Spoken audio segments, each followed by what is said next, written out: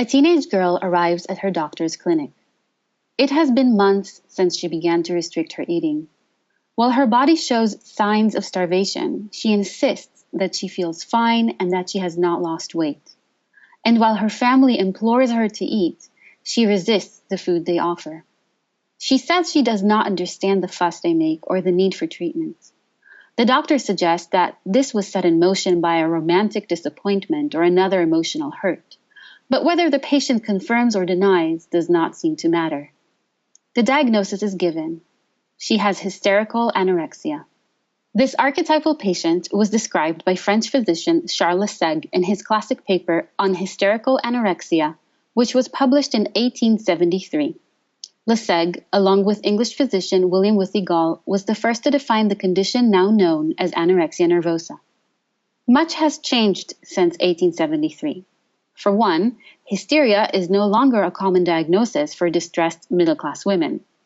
What is interesting, however, is the extent to which this description, alongside those of other early anorexia patients, continues to influence how the stereotypical patient with eating disorders, and specifically anorexia, is imagined. A young middle-class woman of European origin, preoccupied with feminized worries and desires, and embroiled in family food dynamics, the stereotypical patient continues to appear in popular media depictions of anorexia. Perhaps more worryingly, this image of the typical patient may also influence clinicians.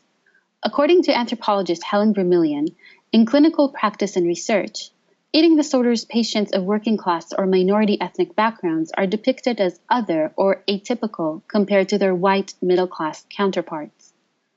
This stereotype is now being challenged by epidemiological studies that demonstrate that eating disorders affect socioeconomically and ethnically diverse populations, and by advocacy campaigns like the National Eating Disorders Association's Marginalized Voices in the United States. And also by anthropological work. But more needs to be done. I'm Karin Eli. I'm Liron Cohen. And we are changing the conversation about eating disorders.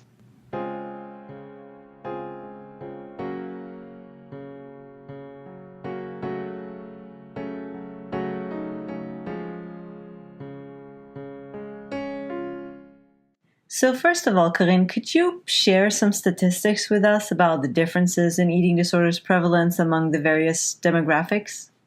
There has been a major epidemiological study in the US, which was published in 2011. The study was authored by Luana Marquez and colleagues. And this study looked at the comparative prevalence of different types of eating disorders across ethnic groups in the United States. The study found that there were no significant differences in the prevalence of anorexia and in the prevalence of binge eating disorder across the groups, but that bulimia was more prevalent among Latinos and African Americans than among non-Latino whites. But the study didn't just look at prevalence, it also looked at access to treatment. And an important finding was that even though there were no differences across the ethnic groups in terms of anorexia and binge eating disorder prevalence, and even though Latinos and African Americans were more likely to have bulimia, members of ethnic minority groups had lower rates of access to mental health services compared to white participants, meaning that there is an issue here with access to treatment. The study's authors said that it's possible that clinicians' bias about who has eating disorders is limiting their ability to identify eating disorders among people of minority ethnic backgrounds. And they suggested that there should be training directed at clinicians to break that stereotype because it's very possible that it's affecting people's access to care. And there have also been studies that found that economic precarity is associated with disordered eating behaviors. We will provide links to these studies on our Facebook page. Have there been any findings about how eating disorders manifest between cultures, if there are any differences? So, in terms of differences between cultures, something that has been written about quite a lot is the issue of fear of fat in anorexia and whether this should be a defining criterion for anorexia. And this has started with writings by psychiatrists and anthropologists in the 1990s who were interested in understanding why women with anorexia in Hong Kong manifested an eating disorder that was similar to anorexia in all respects except for fear of fat. And so this led to quite a sizable body of research that showed that fear of fat might actually be a cultural feature of anorexia that is more connected to societies in the global north rather than a core feature of what the disorder is. And so in the most recent version of the DSM-5, which was published in 2013, this issue has been highlighted. So it is now recognized in the official diagnostic manual that anorexia can exist in the absence of fear of fat. This is fascinating. This leads to the question of, in this case, this was something that was researched and conclusions were drawn and actual manifestations that are going to hopefully help more people get the treatment that they need came out of that research. And I wonder how other possible cultural expectations influence the diagnosis process in different people from different cultures, different ethnicities, because as we see, those vary. Yeah, so as I mentioned before, anthropologist Helen Gramillion has written about the ways in which diagnostic processes might be biased towards that stereotypical middle-class, young, white female patient, to the extent of not really seeing people who are presenting with eating disorders but who don't fit that stereotype as having typical eating disorders. And why do you think the stereotype of this classic anorexic is still so strongly held today? I think that's an excellent question. And I'm personally not completely sure what has made this stereotype so enduring. I think that when we try to understand why this image of the stereotypical anorexic woman has endured, we also need to think more broadly about the kinds of stereotypes that have endured about people with mental health issues more broadly. Well, that's really interesting. I never thought about it that way. We have certain, as you say, imaginings. We construct a certain image of mental illnesses that are then also used in the media and in fiction, in works of art. We have a way of imagining and sometimes even romanticizing certain mental illnesses, and that kind of, as you will see in my story, I fell for that. I remember the first time I picked up a book about eating disorders, a textbook, I mean. I remember especially being fascinated by the description of the typical anorexic. The girl most prone to develop anorexia, the book said, was an intelligent, white, upper-middle-class girl. Does the definition fit me? I wondered. I was born to a fair-skinned mother of European background and a dark-skinned father of Middle Eastern background. I am mixed, but my own skin color being so fair meant that my whole life people mistook me for white. That was even the case in my own hometown, a small town, kind of in the middle of Israel's nowhere, a town of working families, of people of all colors and backgrounds, a town where my family, a family of Holocaust survivors and Yemenite builders, could have been considered well off. I had never thought of my identity before, never thought of my class or my race. The textbook definition of the anorexic patient seemed to sort of fit, and I adopted it. Years later, when I was 18, I was hospitalized in Israel's first eating disorders ward for adults. There was a 3-month waiting list to get in, but my therapist, who had been treating me for years, put in a good word for me, and after much begging and promising, I was allowed in. Going into the ward was my first experience ever meeting so many people with eating disorders. It was a group of about 20 women, most of them white, most of them highly intelligent, highly articulate, and well educated. They mostly lived in big cities or in the center of Israel, and their families were very involved in their treatment.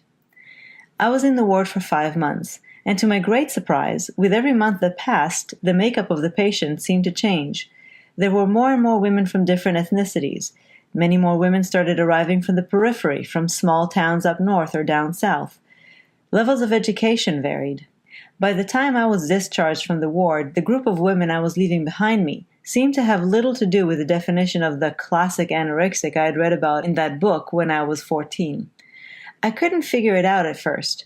I was young, naive, and oblivious to classism and institutional racism. What could be causing this sudden radical change, I wondered. When I grew up a little and became more aware of societal hierarchies, I realized what had happened. I had come to the ward after I'd found out about it from a news show on network television, and like me, thousands of other women from around the country saw that show. Women who lived in towns where there was no eating disorders clinic, women who may have never been seen by a doctor, women who might not have even realized that they had a disorder, women who may have been dismissed by others, misdiagnosed, or denied treatment, and could now take matters into their own hands, calling the ward themselves, applying for a bed. You said that as a teenager, you sort of identified with the definition of the so-called classic anorexic. Do you remember if you experienced any tensions or conflicts around this definition? To me, the definition meant one thing. It meant that anorexia was an exclusive club. Really, to me, what it meant was that anorexia was something that only affects some people. It made it feel more special.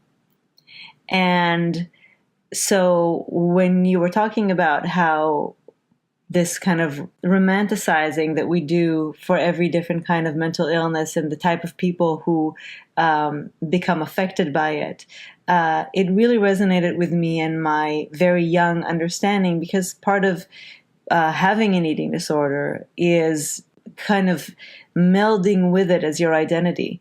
And so being told that, yes, my eating disorder was something that only a very small, very specific section of the population gets, made it just feel all the more special. And I know it's absurd, but at the time, this was my understanding through my very young and very anorexic mind. It sounds like at the time when you viewed anorexia as an exclusive club, you didn't really see it as a club made exclusive by its raced and classed definition. I think that as a child, I was very unaware of big themes like racism, classism. So I think a lot of us grow up learning and absorbing from our environment that certain segments of the population are better than others, that we're not all equal, which is unfortunate, but I think a lot of us grow up that way, whether or not we truly understand it or are conscious of it. And certainly not only was I not conscious of it, but I wasn't even aware truly of the fact that I myself was mixed. I was living in in a small town. To me, the definition almost had nothing to do with my true reality, but with a certain type of quality that I associated with the eating disorder. So almost aspirational. You mentioned that when you first entered the eating disorders ward, most of the other patients were from big cities in the center of Israel, and they had parents who were very involved in their treatment. So this touches on two aspects of eating disorders treatment that can lead to the privileging of certain patients over others, and specifically that treatment centers are often located far away from geographic peripheries, and that family involvement is often key to navigating the healthcare system and is also very important in the process of eating disorders treatment itself. So thinking about your experiences on the ward, Were there instances in which you felt at a disadvantage compared to other patients? Thinking back to it, I realized that I was technically at a disadvantage, if only for the very basic reason that I lived an hour away from the ward, for example. And there was when I said that I was able to bypass the 3-month waiting list, that was because I was brought in on condition that I would start in as a kind of a day patient, which meant that I had to come every morning and leave every afternoon for the first 2 months that I was there. And I had to spend 2 hours on the road every day to come back and forth. And the only reason that I was able to do that was because I had parents who were so committed to my treatment and who throughout the years sacrificed so much, be it work days that they had to skip, driving far and wide across the country to bring me to the different treatment centers, because obviously I had been to a few. And also quite a few times having to go up against administrators and insurances in order to fight for my treatment to be funded, because left and right there were attempts to not let me get certain treatments. I did see other people in the ward being at a disadvantage because of all those reasons. I saw people who lived far away, and so at the end of the full hospitalization, they couldn't transition into the day patient program, which would have meant a better ease in back into their life, which would have given them better chance at recovery. I saw people who could not afford to, take a few months off work, people who were caring for older parents or young children. I saw people who just couldn't make the trip and come even just for the intake, just to see if they had a chance at treatment. I saw a lot of people who were at a disadvantage, and that disadvantage seriously affect their chances of recovery. Another thing that I found really striking in your story was the central importance of television in fostering more equal access to treatment.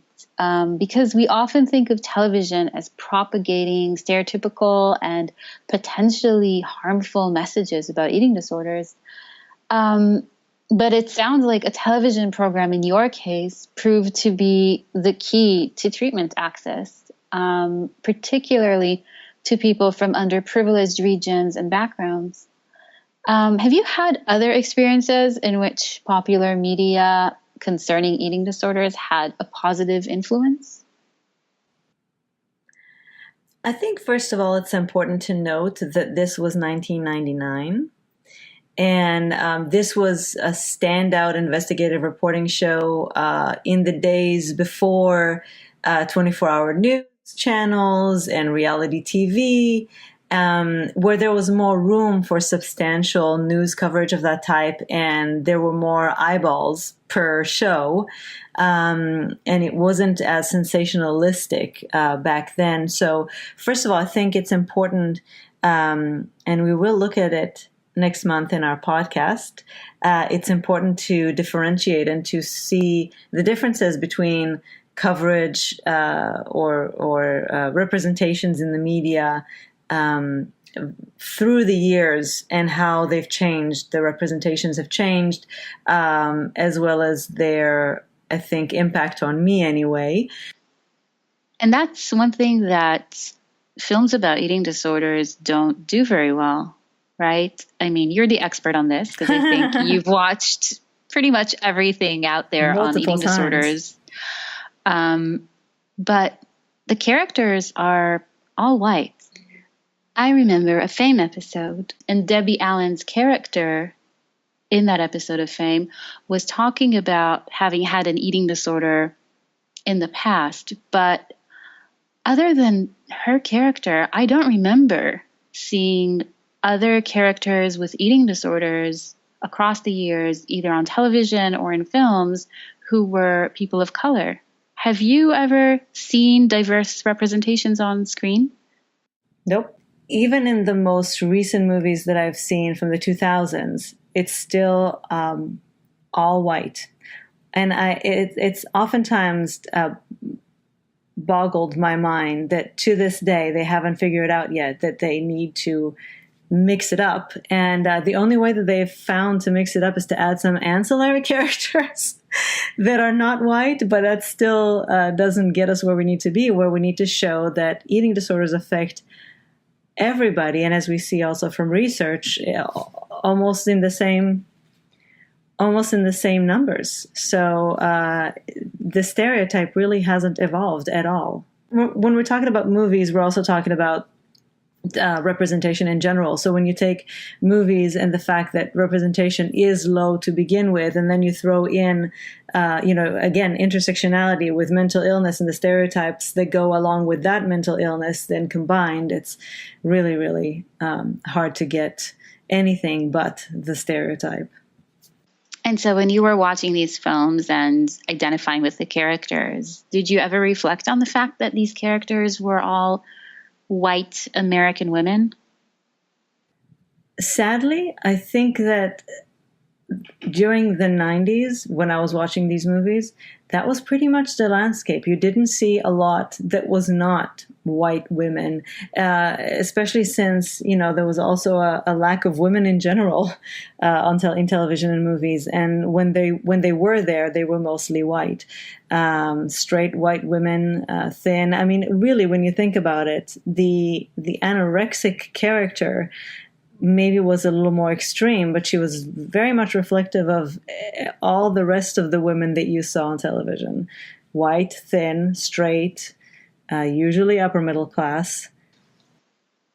Well, there was something I wanted to say, which is there are also other elements of diversity that we didn't talk about, such as gender diversity in eating disorders, diversity in sexual orientation, disability.